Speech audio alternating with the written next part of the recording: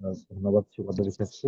তো উনি একটা কথা বলছিলেন যে আহ জিয়র রহমানকে বাঁচিয়ে রাখার ব্যাপার।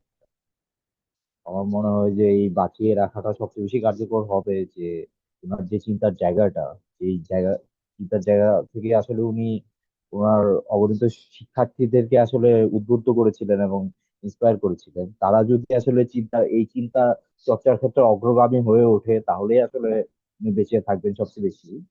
তো এই পর্যায়ে আসলে আমি আহ ওনার আরেক সহকর্মী আরাফাত রহমানকে বলবো কিছু বলার জন্য। আম, আরাফাত ভাই। হচ্ছেন তানভীর? হ্যাঁ হ্যাঁ ভাই, শুনতে পাচ্ছি। আচ্ছা। আম, আমি দুঃখিত, ফোন, দুঃখিত, সরি।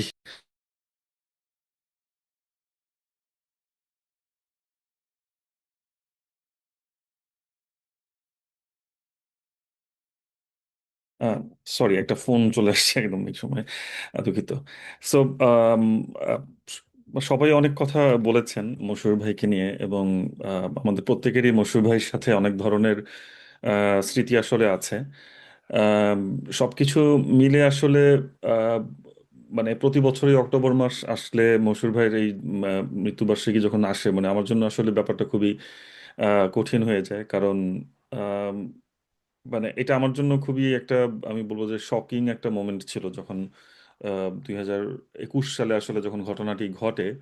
আম, তো তার মাত্র 1 মাস আগে আমি হচ্ছে আসলে আহ, বাংলাদেশ থেকে গিয়েছিলাম ইউকেতে মাস্টার্স করার জন্য। তো জাস্ট সেপ্টেম্বর মাসে আমি এরকম 12-13 তারিখের দিকেই বোধহয় বাংলাদেশ থেকে যাই। 10, 11, 12, 13 এই সময়ের মধ্যেই আর কি। আর ঠিক 1 মাস পরেই, মানে আমি ক্লাস শুরু করেছি গিয়ে তার 2-3 সপ্তাহ হয়েছে, এর মধ্যেই ঘটনাটি ঘটে আর কি। তো মানে ওটা আমার জন্য খুবই, মানে আমি প্রথম অনেকক্ষণ বিশ্বাস করতে পারিনি যে মশহুর ভাই আসলে এভাবে চলে যেতে পারেন, এবং মানে আচমকা সংবাদটা আসাতে আরো বেশি হয়তো মানে ওদিন আহ, মুষড়ে পড়েছিলাম। তো যে জায়গাটি আসলে বলতে চাই, মানে ব্যক্তিগত স্মৃতিচারণ তো আছেই, এবং মশহুর ভাইয়ের সাথে যেই মানে সম্পর্ক, সেটা তো আসলে মানে এত অল্প সময়ের মধ্যে বলে শেষ করাও কঠিন, এবং বোঝানো যাবে না আসলে হয়তো পুরোটা। সবারই এক এক ধরনের অভিজ্ঞতা আছে মশহুর ভাইয়ের সাথে। আমারও একটা হয়তো তার জীবনের একটা পর্যায়ে, এবং তার জীবনের শেষ পর্যন্ত সময় পর্যন্ত তার সাথে থাকার একটা অভিজ্ঞতা হয়েছিল যেভাবেই হোক। তো এই কারণে হয়তো অনেক বেশি হয়তো হয়তো ইমোশনাল হয়ে যায় আর কি তার কথাগুলো আসলে। আহ, যে জায়গাটিতে আসলে গুরুত্ব দেব সেটা হচ্ছে যে মানে তার সাথে যেখানে পরিচয়, সেখানে সাথে তার চিন্তার পরিচয়টা কিভাবে হলো, তার চিন্তার সাথে পরিচয়টা কিভাবে হলো। এটা আমাদের বিশ্ববিদ্যালয়ে খুব মানে সবাই জানে, যে বিশেষ করে এখানে যারা আছেন আমাদের সহকর্মীরা এবং শিক্ষার্থীরা। তো আমি যখন বিশ্ববিদ্যালয়ে যুক্ত হই, জয়েন করি গোপালগঞ্জে 2018 সালের নভেম্বরের দিকে। তো আমি আমি যেটা ভেবেছিলাম যে নতুন একটা বিশ্ববিদ্যালয়, এবং সত্যি কথা বলতে আমি যে ওই বিশ্ববিদ্যালয়ে চাকরি পাবো এটা আমি কখনো চিন্তাও করিনি। কারণ বিশ্ববিদ্যালয় নিয়ে আমার সবসময় অভিজ্ঞতা খুবই নেতিবাচক ছিল। বিশেষ করে জাহাঙ্গীরনগর বিশ্ববিদ্যালয় থেকে পড়াশোনা শেষ করেছি আমি। গোপালগঞ্জে জয়েন করার আগে জাহাঙ্গীরনগরেও ইন্টারভিউ দিয়েছি, জাহাঙ্গীরনগর ইউনিভার্সিটিতে শিক্ষক পদে। এবং সেখানে আমার যে অভিজ্ঞতা হয়েছিল তাতে আমার মোটামুটি বিশ্ববিদ্যালয় নিয়ে সমস্ত রকম ইতিবাচক ধারণা চলে গিয়েছিল, যে আমি ধরে নিয়েছিলাম বাংলাদেশের কোনো ধরনের কোনো বিশ্ববিদ্যালয়ে শিক্ষকতা পেশায় যাওয়া হয়তো আমার পক্ষে সম্ভব হবে না, কারণ যে প্রক্রিয়ার মাধ্যমে শিক্ষক নির্বাচন হয় আর কি। তো গোপালগঞ্জের এক্সপেরিয়েন্সটা, অভিজ্ঞতাটা একটু ভিন্ন ছিল। মানে সেখানে আমি মানে কোনো ধরনের সংযোগ, মানে যেটা হয় বাংলাদেশের বিশ্ববিদ্যালয়গুলোতে, যে এক ধরনের যোগাযোগ, লবিং, অথবা এখন তো যেটা হয় যে অর্থের লেনাদেনাও হয়, সেগুলো বাদে শুধুমাত্র ইন্টারভিউর ভিত্তিতে যে শিক্ষক নিয়োগ হতে পারে, এটা আসলে আমার জন্য অবিশ্বাস্য ছিল। এবং আমার মনে আছে যে আমি যখন বিশ্ববিদ্যালয়ে জয়েন করতে যাচ্ছি, আমাকে বাসে একজন জিজ্ঞাসা করছিলেন যে আপনি যে বিশ্ববিদ্যালয় মানে যে জিজ্ঞেস করছেন যে আপনাকে তো এই এলাকায় আগে কখনো দেখিনি, আপনাকে দেখে তো বাইরের মনে হচ্ছে, তো আপনি কি করেন? তাই আমি বললাম যে আমি এই বিশ্ববিদ্যালয়ে আজকে জয়েন করতে যাচ্ছি, মানে আমি ওখানে শিক্ষক হিসেবে নিয়োগ পেয়েছি। ও তাই নাকি? তো তার প্রথম পরের প্রশ্নটি ছিল যে আপনার এই বিশ্ববিদ্যালয়ে জয়েন করতে কত টাকা লাগলো। তো আমি বললাম যে কত টাকা লাগলো বলতে মানে আপনি কি জানতে চাচ্ছেন? মানে সে বলছে আপনার কত খরচ হয়েছে। আমি বললাম যে 700 টাকা খরচ হয়েছে। সে বলে, সে আমার দিকে তাকিয়ে আছে অবিশ্বাসের দৃষ্টিতে, যে 700 টাকা খরচ হয়েছে, মানে 700 টাকা কিভাবে বিশ্ববিদ্যালয়ের শিক্ষক হওয়া যায়। আমি বললাম যে ওখানে একটা ফর্ম পূরণ করতে হয়, সেই ফর্ম পূরণের জন্য ব্যাংকে 700 টাকা ড্রাফট করে জমা দিতে হয় আর কি। তো আমার তো ওটাই খরচ হয়েছে, তো আপনি আর এর বাইরে তো আর কোনো টাকা বিশ্ববিদ্যালয় থেকে চাইনি, মানে এর জন্য বাইরে কোনো টাকা লাগে আমার তো জানা নেই। তো উনি বলছেন যে আপনি কি আমার সাথে মজা করছেন, মানে আপনি কি ভাবছেন আমি কিছু বুঝি না? আপনি এখানে জয়েন করতে যাচ্ছেন 700 টাকা দিয়ে, এটা হয়? আপনি কত টাকা মানে উপাচার্যকে দিয়েছেন বা ওখানে প্রশাসনকে কত টাকা দিতে হয়েছে?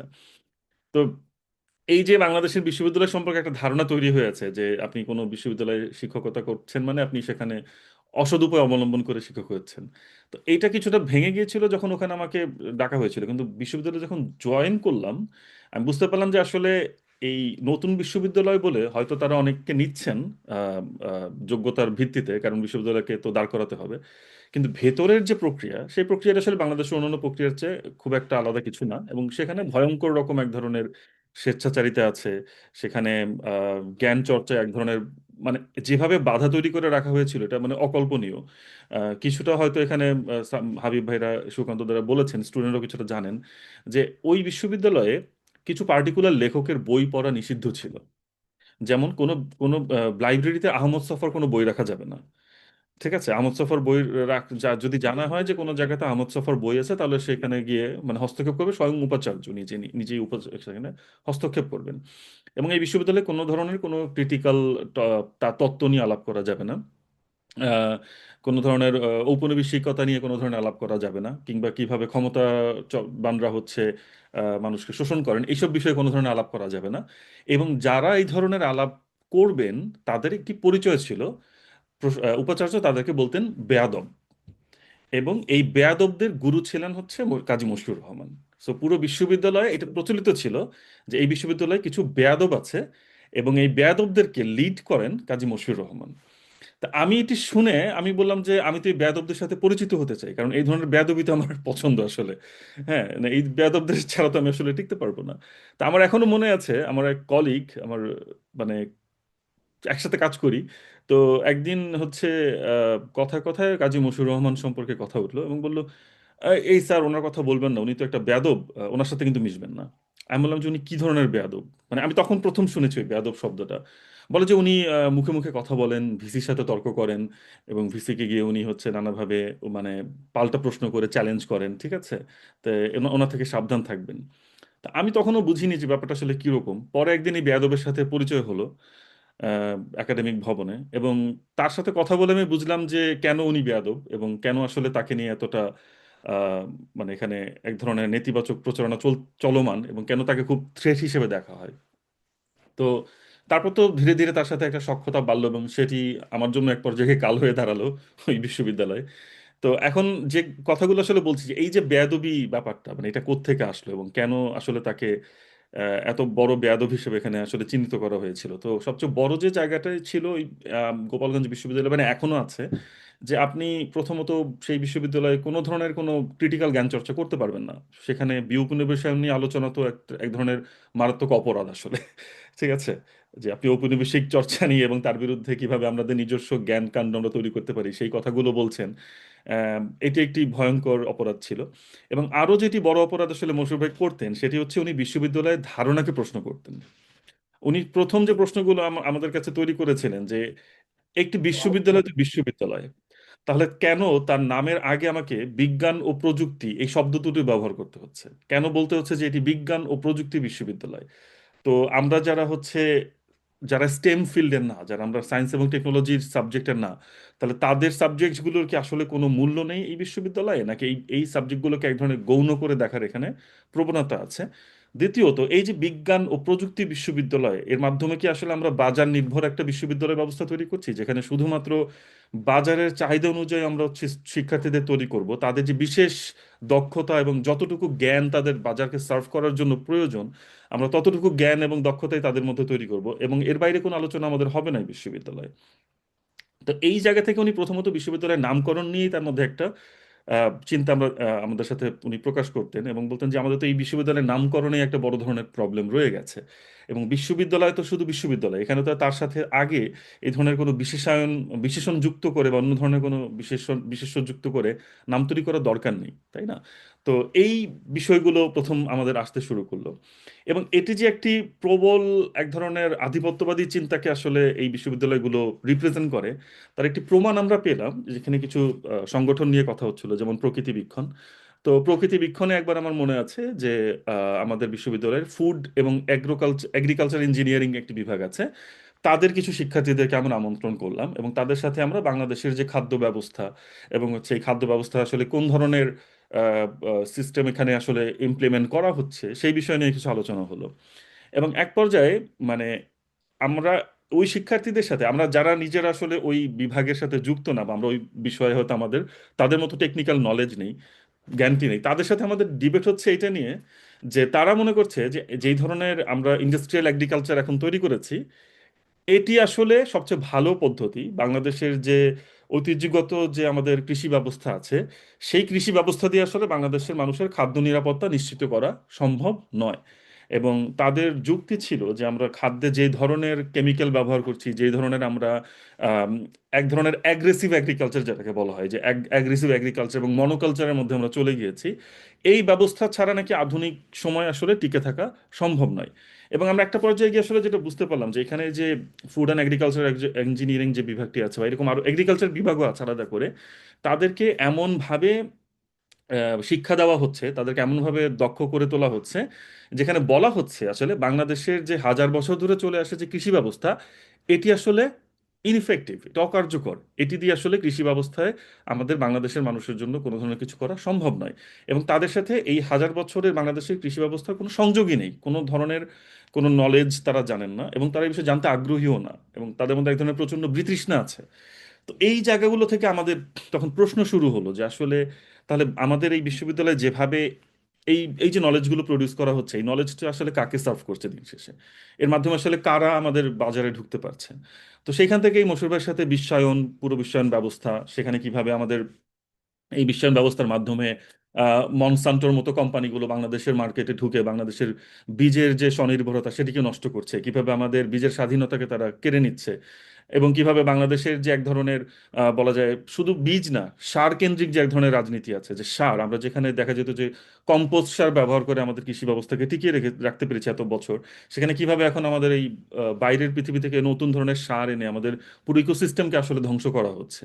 এবং এখানে মশির ভাইয়ের অনেক শিক্ষার্থীরা আছেন, মশির ভাই প্রায় তাদেরকে নিয়ে হচ্ছে এক ধরনের ইকো ট্যুরে যেতেন, অর্থাৎ বিভিন্ন যে ইকোসিস্টেম যে ব্যবস্থাপনাগুলো আছে সেগুলো বোঝানোর জন্য আশপাশের বিভিন্ন বিল এবং যে কৃষি ব্যবস্থাগুলো সেগুলো পরিদর্শনে নিয়ে যেতেন। এবং আমিও তার সাথে এক দুবার যেতে পেরেছি, সৌভাগ্য হয়েছিল। তো এই জায়গা থেকে আমরা বোঝার চেষ্টা করতাম যে এখানকার ইকোসিস্টেম আসলে কিভাবে কাজ করে। এবং এই ইকোসিস্টেম যদি আমরা বুঝতে না পারি, তাহলে এখানে আমি শুধুমাত্র বাইরের থেকে একটা অ্যাগ্রেসিভ জিনিসকে যদি ইম্পোর্ট করে আমি এখানে ইমপ্লিমেন্ট করা শুরু করি, তাহলে তো আসলে ইকোসিস্টেমের সাথে সেটি খাপ খাওয়াতে পারবে না।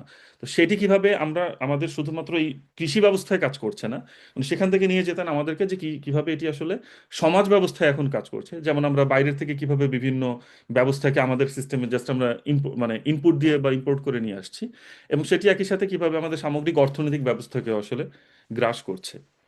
এবং সেটি দেখা যাচ্ছে বিশ্ববিদ্যালয় ব্যবস্থা থেকে শুরু করে সমাজ ব্যবস্থা, রাষ্ট্র ব্যবস্থা, পুলিশ ব্যবস্থা, এবং এই প্রত্যেকটি জায়গায় এই জিনিসটি এইভাবে কাজ করছে। তো এবং এই যে আরেকটু কথা হচ্ছিল যে স্থাপত্য, কিভাবে আমাদের স্থাপত্য আসলে হচ্ছে বাইরের থেকে আমদানি করে আনা স্থাপত্য ডিজাইন বা চিন্তা ভাবনা, যেটা আমাদের পরিবেশ এবং প্রতিবেশকে একবারেই কোনোভাবে রূপ মানে চিহ্নিত করতে পারে না। তো এই বিষয়গুলোই হচ্ছে মশিউর ভাইয়ের সবচেয়ে আগ্রহের জায়গা ছিল। মানে উনি পুরো মনে হয় পুরো ব্যবস্থাটিকেই আসলে কিভাবে আমাদেরকে দেখা যাচ্ছে যে এক ধরনের বাইরের চিন্তা আমাদের উপর আরোপ করা হচ্ছে, এবং একই সাথে কিভাবে আমাদের নিজেদের যারা বুদ্ধিজীবী আছে, নিজেদের যারা বিশেষজ্ঞ আছেন, তারাও কিভাবে আসলে এই ব্যবস্থাটিতে এই বাইরের ইম্পোর্ট করা জিনিসগুলোকে ইমপ্লিমেন্ট করার জন্য এক ধরনের বলা যায় যে ব্যবস্থা তৈরি করে রেখেছেন, তারা কিভাবে সেটাকে সক্রিয় করে রেখেছেন সেটা নিয়ে আলোচনা হতো। মুশারফের কিছু লেখা থেকে একটু কথা বলতে চাই, তাহলে হয়তো মানে আপনাদের একটু ধারণা হতে পারে। মুশারফ বিশ্ববিদ্যালয় নিয়ে প্রচুর লেখা আছে, আমি সবগুলো বলবো না, তবে ওনার বিশ্ববিদ্যালয়ের স্থাপত্য নিয়ে একটি জায়গা আমার খুব আর কি আমাকে খুব আলোড়িত করেছিল। উনি লিখেছিলেন যে বিশ্ববিদ্যালয়ের জন্য প্রতিবেশের সাথে সর্বোচ্চ সংহতি রক্ষা করে সমস্ত ভৌত কাঠামো নির্মাণ করতে হয়। লিভিং বিল্ডিং প্রকল্প বলে এখন বহুল প্রচলিত স্থাপত্য প্রকৌশলের প্রয়োগ বিশ্বজুড়ে বাড়ছে। সুতরাং প্রস্তাবিত বিশ্ববিদ্যালয়ের জন্য বিশ্বখ্যাত স্থাপত্যবিদ্যা দিয়ে কাজ করারে আখেরে কল্যাণ হবে। এক ধরনের গহনতা থাকবে সবুজ ও নিবিড় জলাশয়ের সম্মিলনে, পাখির কলতান, জ্যোৎস্নার প্রাচুর্য এবং সকল রকম প্রাকৃতিক ঐশ্বর্য থাকতে হবে বিশ্ববিদ্যালয়ে। তো এই যে মানুষটা মানে যিনি, ওই যে অরণিম বলছিল যে বাসায় কিভাবে বাসার মানে ভবনটা কিভাবে হবে, এবং সেই ভবনের বা সেই বাসার ঘরের থেকে কিভাবে উনি জ্যোৎস্না দেখবেন, জলাশয় দেখবেন, পাখির কলতান শুনবেন, এই একই কথাটি উনি বিশ্ববিদ্যালয়ের ক্ষেত্রেও বলছেন। যে বিশ্ববিদ্যালয়ে যদি জলাশয় না থাকে, বিশ্ববিদ্যালয়ে যদি আমি জ্যোৎস্না দেখতে না পারি, বিশ্ববিদ্যালয়ে যদি পাখির কলতান আমি না দেখতে পারি, তাহলে সেই বিশ্ববিদ্যালয়ে তো এক ধরনের বিচ্ছিন্ন হচ্ছে প্রকৃতি থেকে এবং পুরো পরিবেশ ব্যবস্থা থেকে, তাই না? তো আপনারা কেউ যদি গোপালগঞ্জ বিজ্ঞান ও প্রযুক্তি বিশ্ববিদ্যালয়ে যান, তাহলে ওনার এই আকাঙ্ক্ষা এবং ওনার এই যে হাহাকারটি এটা আরো ভালো করে টের পাবেন। মানে একটি পাবলিক বিশ্ববিদ্যালয় হওয়া সত্ত্বেও একটি চারতলা ভবন, যেটি কিনা চারদিক থেকে ঘেরাও করা একটি চারতলা ভবন, মানে চারটি সাইড আছে, মাঝখানে একটা ওপেন স্পেসের মতো, এবং সেই চারটা তলা, আহ, চার সরি চার বিল্ডিংটি হচ্ছে 10 তলা করে। হ্যাঁ, 10 তলা বিল্ডিং, দুই দিকে 10 তলা আর দুই পাশে হলো 6 তলা। এই একটি ভবনের মধ্যে, একাডেমিক ভবনের মধ্যে, একটি প্রাইভেট ইউনিভার্সিটির মতো পুরো ব্যবস্থা, এবং সেখানে মোটামুটি 35টি বিভাগ, ঠিক আছে?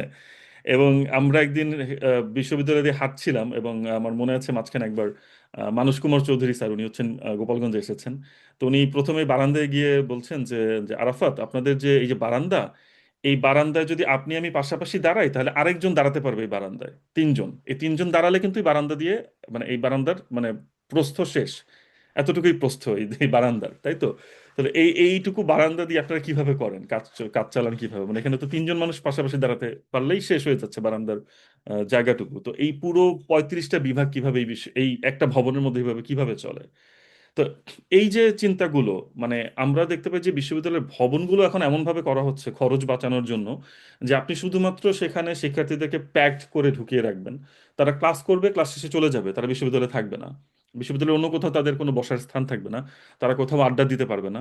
বিশ্ববিদ্যালয়ের আড্ডার স্থানগুলোকে নষ্ট করে ফেলা হবে। শিক্ষার্থীদের একমাত্র কাজ হচ্ছে ক্লাসে আসা, পরীক্ষা দেওয়া, চলে যাওয়া, ভালো নম্বর অর্জন করা, আর কোনো কিছু দরকার নেই। কোনো ধরনের এক বিভাগের শিক্ষার্থীদের সাথে আরেক বিভাগের শিক্ষার্থীদের যে এক ধরনের মেলামেশা বা তাদের চিন্তার আদান প্রদান, এটারও কোনো সুযোগ কিন্তু একটা বিশ্ববিদ্যালয়ে যখন থাকে না, তখন এই জায়গাগুলোই কিন্তু ওনাকে বারবার আলোড়িত করতো, এবং এই জন্যই উনি নানান প্ল্যাটফর্ম গড়ে তুলছিলেন, যে যেখানে কিভাবে আমরা বিভিন্ন বিভাগের শিক্ষার্থীদেরকে একত্রে নিয়ে এসে এক ধরনের যেটা বলা যায় ইন্টারডিসিপ্লিনারি চিন্তাগুলোকে আমরা এখানে আসলে সামনে নিয়ে যেতে পারি। আম, মশহুর ভাইয়ের সর্বশেষ যে কাজের জায়গাটিতে আমি ওনার সাথে খুব আহ, মানে আমরা একসাথে কিছু কাজ চিন্তা করেছিলাম, সেটিতে যাব তার আগে একটি কথা একটু বলে রাখতে হয়, যে মশহুর ভাইয়ের একটা চিন্তা মানে মশহুর ভাই আসলে যদিও ইংরেজি বিভাগের শিক্ষার্থী ছিলেন, ইংরেজি বিভাগের শিক্ষক ছিলেন, কিন্তু ওনার খুবই আগ্রহের দুইটো জায়গা ছিল, যেটি নিজার স্যার কিছুটা জানেন ভালো করে, হাবিব ভাইও জানেন, এবং সুকান্ত দারও ভালো করে জানেন।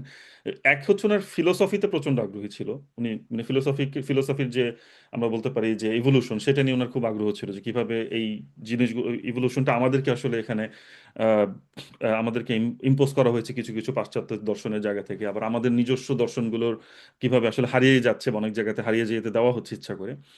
আরেকটি জায়গা হচ্ছে ওনার প্রবল আগ্রহ ছিল অর্থনীতি নিয়ে, এবং এটা আমাকে খুব অবাক করতো। মানে উনি ইংরেজি বিভাগের পুরো সাহিত্যের একজন মানুষও উনি ইকোনমিক্সের প্রচুর বিষয় নিয়ে পড়াশোনা করতেন, এবং উনি প্রায় যেটা করতেন, আমাদের বিশ্ববিদ্যালয়ের ইকোনমিক্সের যে শিক্ষকরা ছিলেন তাদেরকে নানান কঠিন প্রশ্নের মুখে ফেলতেন।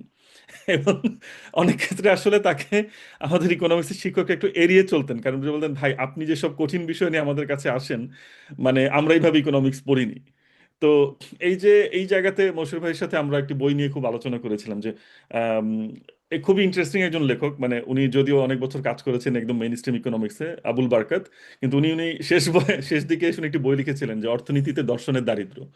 এবং এই বইটি আমাদের খুব ইন্টারেস্টিং একটা আলোচনার জায়গা ছিল, যে কিভাবে আসলে অর্থনীতিতে মানে দর্শন হারিয়ে গেছে, এবং এটি কিভাবে আসলে একটি মেকানিস্টিক বাজার নির্ভর একটি মানে ডিসিপ্লিনে পরিণত হয়েছে। তো সেই জায়গাটি নিয়ে আমরা খুব আলোচনা করতাম, যে অর্থনীতি থেকে কেন দর্শন হারিয়ে গেল, এবং কেন এখান থেকে মানে মোরালিটির ব্যাপারটি একদম ইকোনমিক্স থেকে নাই হয়ে গেল, মানে মোরালিটি কেন নাই হয়ে গেল ইকোনমিক্সে। ঠিক আছে, এবং যখন ইকোনমিক্স থেকে মোরালিটি নাই হয়ে যায়, তখন হচ্ছে যে সেটি আসলে এক ধরনের যান্ত্রিক একটা ডিসিপ্লিনে পরিণত হয়। তো সেই জায়গাটিতে আমরা বেশ আলোচনা করতাম, এবং এই জায়গা থেকেই মশিউর ভাই আমাকে অনেক ইন্সপায়ার করেছিলেন, যে তুমি বাইরে যেহেতু পড়তে যাও, তুমি দেখো যে ইকোনমি নিয়ে কিছু করা যায় কিনা, তোমার সাবজেক্টের সাথেও যেহেতু কানেক্টেড। তো ওনার সাথে আলোচনা করেই মূলত আমি ইন্টারন্যাশনাল পলিটিক্যাল ইকোনমি নিয়ে মাস্টার্স করার চিন্তা করেছিলাম, এবং আমি সেভাবে আর কি ইউকেতে মাস্টার্স করতে গিয়েছিলাম। এমনকি আমরা আমি কোন কোন কোর্স পড়বো, মানে এটিও আমি সত্যি কথা বলতে মশিউর ভাইয়ের সাথে ইউকেতে বসে সিলেক্ট করেছিলাম, যে এতগুলো কোর্স আছে, চলেন আমরা একটু ডিসকাস করি যে কোন কোর্সগুলো পড়া যায়, কারণ আমরা ফিউচারে আমি যে প্ল্যানগুলো চিন্তা করছিলাম কিছু কাজের, হয়তো এই কোর্সের সাথে সেটার কিছু কানেকশন আমরা খুঁজে পেতে পারি। তো দুর্ভাগ্যজনকভাবে যেটি বললাম যে সেটি তো আসলে আমাদের বাস্তবায়ন করা সম্ভব হয়নি, মানে আমি শুরু করার মাত্র মাসখানেকের মাথায় আসলে ওনার এই অকাল প্রয়াণটি হয়। তো ওই সময় মশিউর ভাই খুব ইন্টারেস্টিং একটি জায়গা নিয়ে কাজ করছিলেন। এক হচ্ছে উনি কোভিডের সময় সুখের অর্থনীতি যে বইটি উনি অনুবাদ করেছেন এটি নিয়ে কাজ করছিলেন। এবং উনি মূলত আমার সাথে এটি নিয়ে আলাপ হচ্ছিল যে আসলে আমরা দেখতে চাচ্ছিলাম যে মানে স্থানিক পর্যায়ে যদি আমরা ছোট ছোট অর্থনৈতিক ইকোসিস্টেম তৈরি করতে পারি, তাহলে সেটি কি আসলে এই বাজার নির্ভর যে মানে বিশ্বায়ন ব্যবস্থা এর বিপরীতে কি আসলে কি দাঁড়াতে পারে কিনা। তো এই বইটা যদি আপনারা পড়ে থাকেন আপনারা দেখবেন যে আফ্রিকাতে এরকম বেশ কিছু ইনিশিয়েটিভ আছে এবং সেটি বেশ ভালোভাবেই কাজ করছে। এবং এখানে খুব উল্লেখযোগ্য কিছু বিষয় কাজ করছে, যেটা হচ্ছে যে যেমন কিছু কিছু স্থানীয় মুদ্রা ব্যবস্থা চালু করা হয়েছে বিভিন্ন আহ, আফ্রিকার বিভিন্ন দেশে, যেখানে তারা যেটা করছে যে এই মুদ্রা ব্যবস্থাগুলো সম্পূর্ণ স্থানীয় এবং এটি হচ্ছে যে স্থানীয় যে উৎপাদন ব্যবস্থা সেটির সাথে সামঞ্জস্য রেখে সেই মুদ্রাগুলোকে চালু করা হয়েছে। এবং খুবই ইন্টারেস্টিং ব্যাপার হচ্ছে যে সেই আহ, জায়গায় বাংলাদেশ থেকেও তারা কিছু ইন্সপিরেশন নিয়েছে, কিছু উদ্দীপনা তারা পেয়েছে, কিন্তু বাংলাদেশ এই ব্যবস্থাগুলোকে আসলে কখনোই প্রমোট করার জন্য কোনো চেষ্টা আমরা কোনো পর্যায় থেকেই দেখিনি। এটি খুবই মানে আমার কাছে অবাক লেগেছে। তো এই সময় বাংলাদেশ মানে আপনারা গত সরকারের আমলে যদি খেয়াল করে থাকেন যে অনেক প্রজেক্ট তো তাদের ছিল, অনেক মেগা প্রজেক্ট অনেক কিছু তাদের। আওয়ামী লীগ সরকারের একটা বড় মেগা প্রজেক্ট ছিল যে আমার গ্রাম আমার শহর। এই প্রকল্পটি নিয়ে আমরা আসলে বেশ পড়াশোনা শুরু করেছিলাম এবং আমাদের ওই জায়গাটিতে প্রথম প্রশ্নই ছিল যে কেন আমাদের গ্রামকে শহর করতে হবে। মানে এই এই ধারণাটি কেন আসলো যে আমার গ্রামকে মানে বাংলাদেশের 85,000 গ্রামকে আমরা শহর করে ফেলবো, শহরে রূপান্তরিত করব। এবং এটি নিয়ে আমরা পড়াশোনা শুরু করেছিলাম এবং দেখছিলাম যে আসলে ওখানে কি কি প্রকল্প আসলে সরকারের এই বড় প্রজেক্টের অধীনে আছে, মানে কি কি প্ল্যান, তাদের কি কি পরিকল্পনা আছে। এবং যে জিনিসটা আমরা খেয়াল করলাম যে সরকারের মাথায় মানে পরিকল্পনাবিদদের মাথায় যে জিনিসটি ঢুকে পড়েছে সেটি হচ্ছে গ্রামকে পুরো কনভার্ট করে ফেলতে হবে শহরের মতো করে। এবং সেখানে এক ধরনের বলছে যে শহুরে যত নাগরিক সুবিধাগুলো আছে সেগুলো গ্রামের মানুষের কাছে পৌঁছে দিতে হবে। কিন্তু এই যে শহুরের সুবিধা পৌঁছে দেওয়া, এটি বলতে আসলে এই প্রজেক্টের বেশিরভাগ জায়গাতেই আসলে বোঝানো হচ্ছে অবকাঠামোগত সুবিধা। অর্থাৎ আমাকে পাকা রাস্তা করতে হবে, আমাকে পাকা বিল্ডিং তৈরি করতে হবে, আমাকে হচ্ছে পাকা বিল্ডিং তৈরি করে হাসপাতাল তৈরি করতে হবে, এই ব্যবস্থাগুলো। এখন আমাদের আলোচনার জায়গা সেটি ছিল যে নাগরিক সুবিধা কি শুধুমাত্র এই স্থাপত্য কেন্দ্রিক কিনা, মানে স্থাপনা কেন্দ্রিক কিনা, নাকি আসলে সুবিধা অন্যভাবেও পৌঁছে দেওয়া যায়। এক, দ্বিতীয়ত আমরা যখনই এই মানে স্থাপনা কেন্দ্রিক মানে সুবিধার কথা বলি, কেন সেগুলোকে পাকা বিল্ডিংই করতে হয়? কেন আমরা চিন্তা করি না যে এই স্থাপনাগুলোকে ওই জায়গার প্রতিবেশ অনুযায়ী আসলে বিভিন্নভাবে তৈরি করা যায়? তো বাংলাদেশে একজন বিখ্যাত স্থাপত্যবিদ আছেন, যিনি হচ্ছেন মূলত ওই যে বিভিন্ন স্কুল তৈরি করছেন, আপনারা হয়তো দেখেছেন তার বিভিন্ন ভিডিও অনেক সময় ভাইরাল হয়েছে, যে উনি সম্ভবত রংপুরে করেছেন, যেটি একদমই ইকোসিস্টেম ফ্রেন্ডলি একটা স্কুল ভবন মানে করেছেন উনি বাঁশ এবং অন্যান্য উপকরণ দিয়ে।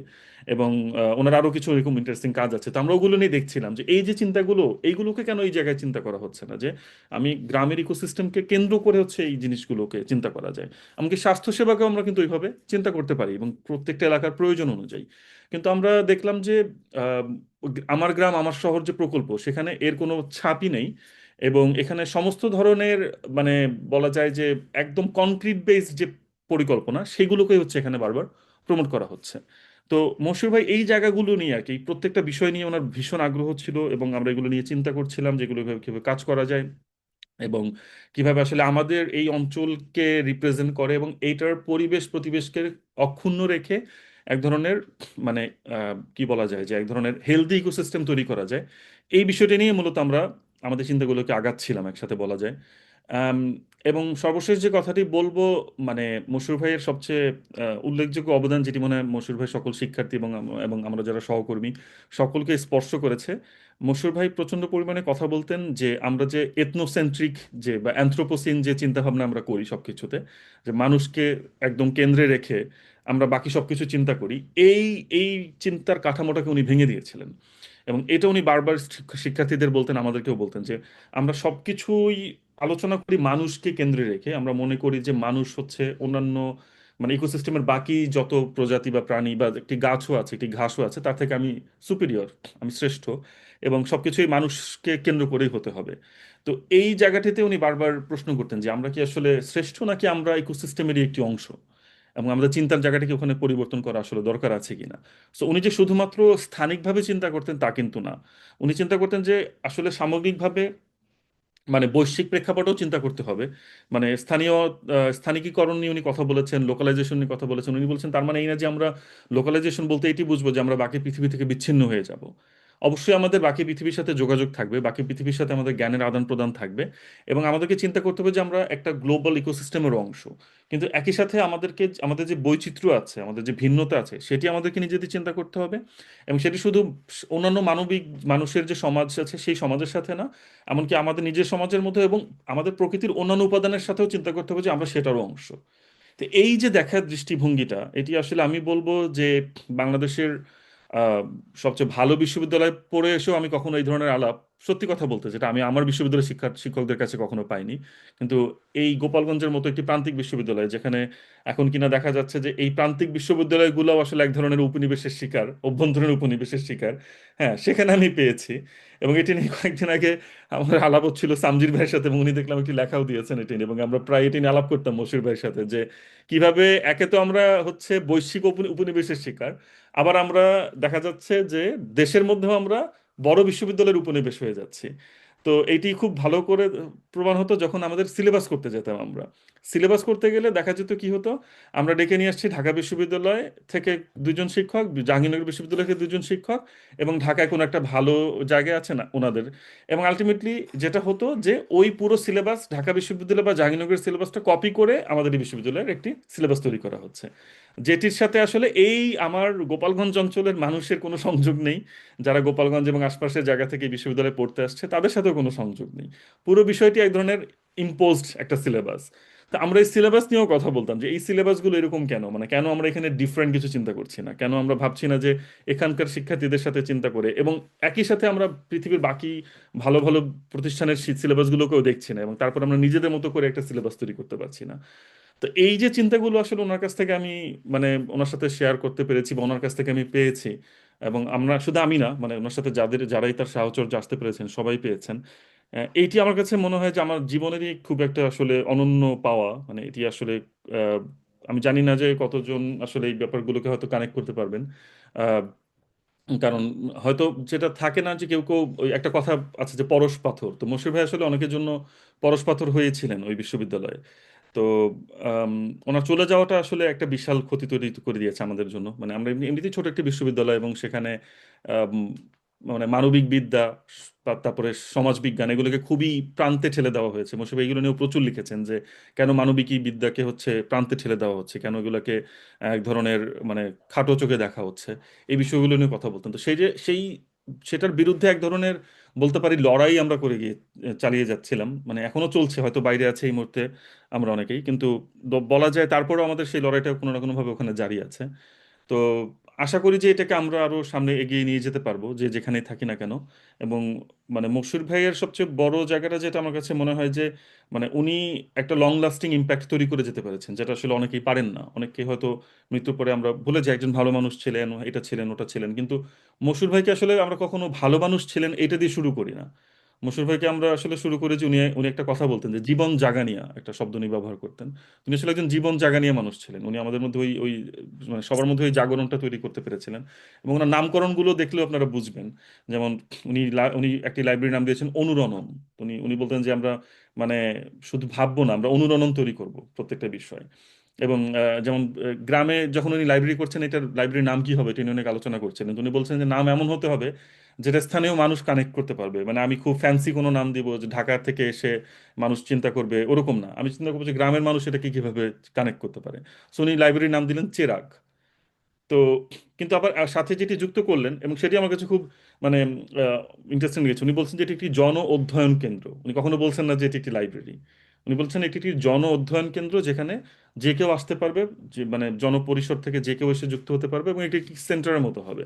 তো একটি কাচারি ঘরকে যে এরকম একটি জন অধ্যয়ন কেন্দ্রে পরিণত করা যায়, একটি বাড়ির উঠানকে যে একটি জন অধ্যয়ন কেন্দ্রে পরিণত করা যায়, মানে এই চিন্তাগুলোই মনে হয় আমাদেরকে আসলে সামনের কাজগুলো করতে হয়তো অনেকটা অনুপ্রেরণা করবে। আমি খুবই দুঃখিত, অনেক সময় নিয়ে ফেলেছি হয়তো, অনেক কিছু বলে ফেলছি, বাট আমি চাচ্ছিলাম যে মোশাররফের কাজগুলোর সাথে যারা হয়তো অনেকে জানতেন না বা যুক্ত হতেন না, কিছুটা যদি এখান থেকে ধারণা পাওয়া যায় এবং কিভাবে এই কাজগুলোকে আমরা আরো সামনে এগিয়ে নিয়ে যেতে পারি, সেটা সম্পর্কে যদি কিছুটা বলা যায় আর কি। তো সকলকে অনেক ধন্যবাদ, অনেক মানে ধৈর্য ধরে কথাগুলো শোনার জন্য। আহ, ধন্যবাদ সবাইকে।